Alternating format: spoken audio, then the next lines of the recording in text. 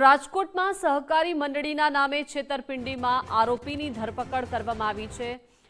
ઊંચા વળતરની લાલચ આપીને 70 લાખ રૂપિયા પડાવ્યા છે। પોલીસે આરોપી પરેશ સોલંકી અને પત્નીની ધરપકડ કરી છે।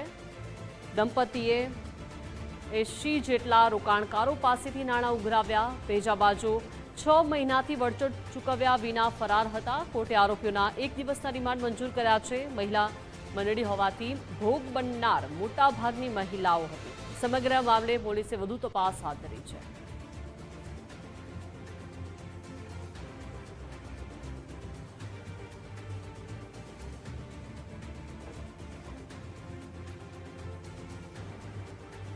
તો સમગ્ર મામલે હવે પોલીસે આગળ તપાસ હાથ ધરી છે, કેમ કે રાજકોટમાં સહકારી મંડળીના નામે છેતરપિંડી આચરવામાં આવતી હતી। ઊંચા વળતરની લાલચ આપીને 70 લાખ રૂપિયા પડાવ્યા હતા। ઘણા સમય આ લોકોએ રાહ જોઈ પણ પૈસા પાછા ન આપતા દિનેશભાઈ સોલંકીએ ફરિયાદ નોંધાવેલી અને જે તે સમયે ફરિયાદની અંદર 54 લાખનું ચીટિંગ કરેલાનું નોંધાયેલું હતું અને સાહેદો બાદ એડ થતાં 68 થી 70 લાખ રૂપિયાની એ લોકોએ ચીટિંગ કર્યાની ફરિયાદ નોંધાયેલી છે।